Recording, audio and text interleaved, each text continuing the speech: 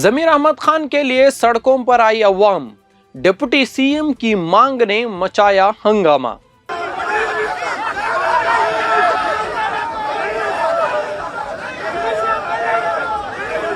आदाब नाजरीन, मिली डिश में आपका इस्तकबाल है। मैं आपका मेज़बान सैयद मोइन।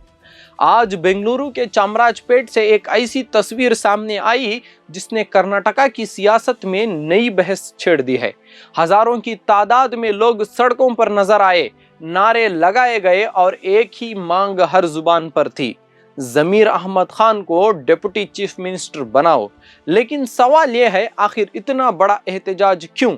क्या ये सिर्फ एक सियासी तलब है या फिर इसके पीछे लोगों की नाराजगी और महरूमी का एहसास छुपा है? बताया जा रहा है कि ज़मीर अहमद खान के हामियों का कहना है कि उन्होंने सालों तक अपने इलाके की नुमाइंदगी की, कांग्रेस के लिए काम किया और अवाम के दरमियान अपनी मजबूत पहचान बनाई। इसीलिए उनका मानना है कि उन्हें हुकूमत में ज्यादा अहम जिम्मेदारी मिलनी चाहिए। लेकिन दूसरी तरफ सियासी हलकों में यह भी कहा जा रहा है कि कैबिनेट की तश्कील सिर्फ अवामी मकबूलियत की नहीं होती, बल्कि पार्टी की स्ट्रेटजी, इलाकाई तवज़ुन और अंदरूनी सियासत भी बहुत बड़ा किरदार अदा करती है। इसी बीच चामराजपेट की गलियों में जो जज्बा नजर आया, उसने एक नया सवाल खड़ा कर दिया है।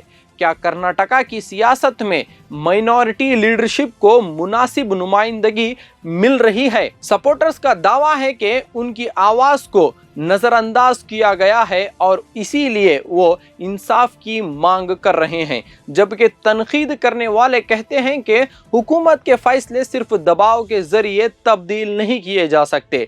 लेकिन सियासत में तस्वीर हर रोज बदलती है। आज जो सड़क पर हैं, कल वो कुर्सी इख्तिदार की खरीब भी हो सकते हैं।